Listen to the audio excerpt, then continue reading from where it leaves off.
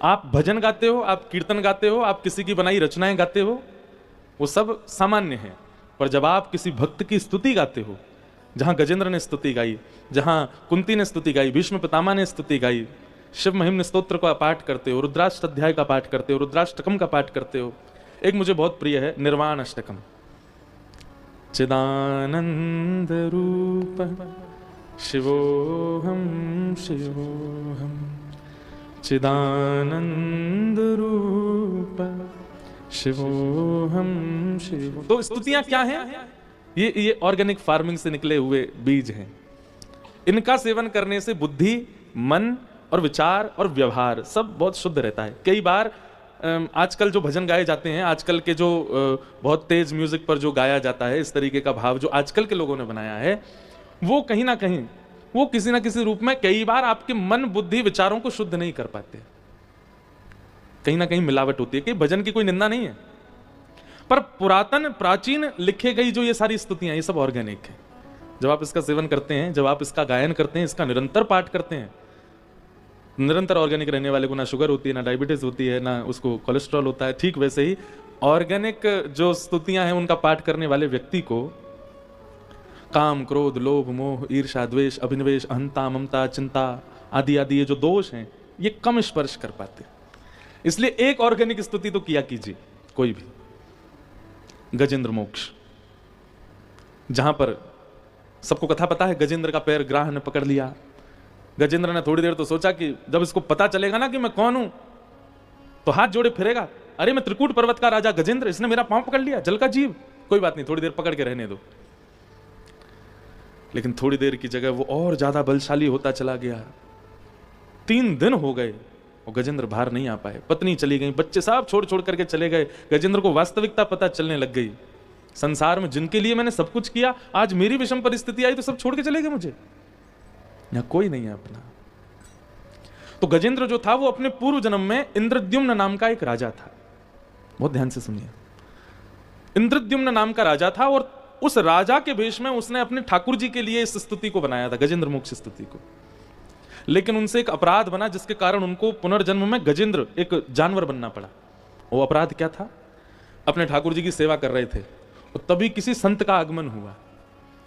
तो संत जैसे ही आए तो इनको पता चल गया था कि मेरे घर पर एक संत आए हैं, लेकिन इन्होंने फिर भी क्या किया, उनकी तरफ देख करके एक बार भी ऐसे नहीं कहा कि महाराज जी विराजो, मैं सेवा कर रहा हूं, बल्कि देख करके मन में विचार किया अब इनको प्रणाम और करना पड़ जाएगा। तो ऐसा नजरअंदाज करके सेवा ही करने लगे, मानो उनको ऐसा लगे कि मैंने देखा ही नहीं है। और इस वैष्णव अपराध के कारण, सोचिए कितनी छोटी सी बात है ये, कि आपके घर कोई महापुरुष आए और आपने उनको देख करके 1 मिनट के लिए बस नजरअंदाज किया, और सेवा करने के बाद इंद्रद्युम्न राजा ने, किसी सेवक ने जाकर, वो संत आए, अच्छा अच्छा अच्छा, अरे महाराज जी मैं तो पहचान ही नहीं पाया, आप पधारे थे, जबकि वो जानते थे कि आए हैं। और इसी अपराध का दंड मिला उनको कि उनको पुनर्जन्म लेना, मतलब दूसरे जन्म में उनको गजेंद्र बन के आना पड़ा। गजेंद्र बन के आए, जब ग्राह ने पकड़ लिया, परिवार सब छोड़ के चला गया, 3 दिन तक कोई निकाल नहीं पाया। तब नेत्र बंद करके उसने मन में विचार किया कि मैं किसके लिए आया हूं पृथ्वी पर, कोई मेरा नहीं है। हे नाथ, मेरे पूर्व जन्म का कोई संचित पुण्य तो होगा मेरे जीवन में, जिसकी वजह से मेरा जन्म हुआ है। कृपा करके उस पुण्य की फलीभूत ही मुझे कुछ आस्वादन कराने का अवसर दीजिए। तुरंत गजेंद्र को अपने पूर्व जन्म की रची हुई वो स्तुति याद आ गई और गजेंद्र ने गाई। गजेंद्र मोक्ष स्तुति में किसी का नाम नहीं है, ना इंद्र का नाम, ना देवी का नाम, ना देवताओं का नाम, ना महादेव का नाम, ना ब्रह्मा जी का नाम। बस गजेंद्र गाता जा रहा है। आकाश में सारे देवता खड़े हैं और सब अपने अपने वाहन लेके खड़े हैं। बोले गजेंद्र तू एक बार बोल तो सही, हमारा नाम हम अभी भी आते हैं। गजेंद्र ने किसी का नाम नहीं बोला। इतने में नारायण खड़े हुए, गरुण जी को बुलाया, इधर आओ। लक्ष्मी जी फिर बोली, आप क्यों जा रहे हो? आपका नाम लिया उसने? तो देवी, लावारिश स्तुति है और लावारिश पे मेरा अधिकार है, उसमें किसी का नाम नहीं है, इसका मतलब वो मेरी है। आइए गरुण जी पधारिए। गरुण पर बैठे और तुरंत जैसे ही गए हैं गजेंद्र की रक्षा करने के लिए, पूरी स्तुति में गजेंद्र ने नाम नहीं बोला। अंतिम श्लोक में जैसे ही गजेंद्र ने आकाश में देखा, शंख चक्र गदा पद्मधारी, साक्षात नारायण रक्षा के लिए आ रहे हैं, तब गजेंद्र ने उसी सरोवर के पुष्प को तोड़ के ऊपर की ओर किया और अंतिम स्तुति अंतिम श्लोक में कहता है, नारायण खिल गुरु भगवन नमस्ते। ऐसे हैं हमारे ठाकुर जी, अमानी, मान रहित। और एक बात हम आपको कह दें, जैसे लड़का लड़की ब्याह करते हैं तो गुण मिलाते हैं ना, आजकल दूसरा फॉर्मेट शुरू हो गया है कि पहले ही बातचीत करके एक दूसरे के वाइब्स मिलाते हैं। कुंडली मिल गई, परिवार मिल गए, सब मिल गए, लेकिन भाई ब्याह क्यों नहीं हुआ? बोले वाइब्स मैच नहीं हो रही हैं। आजकल बहुत विचित्रता चल रही है इसमें भी। व्यवहार विचार मिलने चाहिए, वो जब तक मिलेंगे नहीं तब तक कैसे ब्याह होगा?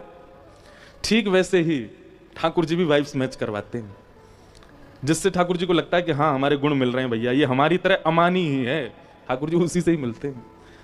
1% भी किसी के चित्त में यदि मान हो जाता है किसी भी वस्तु का, किसी भी भाव का, ठाकुर जी फिर त्याग करते हैं, नहीं मिलते।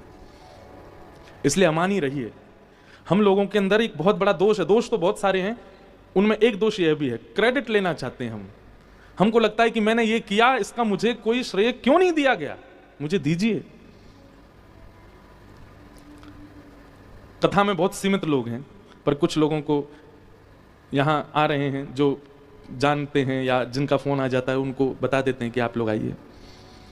प्रचार तो नहीं कर रहे हैं ज़्यादा कि ज़्यादा बहुत लोग आ जाएंगे नहीं तो, पर हमारे मध्य प्रदेश में एक जिला है सागर, वहाँ के विधायक जी बैठे हैं और देखिए चुपचाप आकर के बैठ गए हैं। इनके प्रशंसा करने का विषय मेरा कोई मान बढ़ाई देना नहीं, एक सीखने की भावना है। क्या मान रहित हैं, मान नहीं। और ये मैंने अनुभव कर लिया कि ठाकुर जी को मान रहित व्यक्ति अति प्रिय है। आपके यहाँ भी कथा हुई थी कुछ दिन पहले, मैं तो कई जगह बोल भी देता हूं, मैंने कि मैं 7 दिन में मुझे लगा ही नहीं कि मैं विधायक जी के साथ हूं। कोई ऐसा व्यवहार नहीं, कोई ऐसी विचार नहीं, बहुत सरल स्वभाव। ऐसी हमारी हिंदू जी हैं, ये भी बहुत सरल सहज हैं। इनको कोई कैसे बोल दे, न्यायाधीश न्यायालय में बैठी हैं, खूब न्याय किए हैं, पर सरल स्वभाव है। उसका ज्यादा प्रचार नहीं है कि हम ऐसे हैं या ऐसे थे या वैसे थे। ऐसा बनना चाहिए, लेकिन दिक्कत यह है कि व्यक्ति बहुत लेट समझता है और बहुत लेट परिवर्तन करना प्रारंभ करता है अपने अंदर। हम इसीलिए 28 वर्ष से ही कथा कर रहे हैं, मतलब अभी 28 वर्ष की कथा तो हम 18 साल से कर रहे हैं, 18 साल के थे तब से कर रहे हैं। क्यों? क्योंकि इस उम्र में परिवर्तन करने के बाद जो सुख का अनुभव होता है ना पूरे जीवन, हमें कहीं ना कहीं ऐसी संतुष्टि लगती है कि हमारा आना सार्थक हो गया पृथ्वी पर। हम अपने माता पिता के यहाँ जन्मे और जन्म लेकर के जो कुछ भी किया, अब जिस क्रिया में हम हैं हमें बहुत संतुष्टि है। कहीं ना कहीं देखिए प्राण सबके जाने, कभी भी जाने, कोई बता नहीं सकता।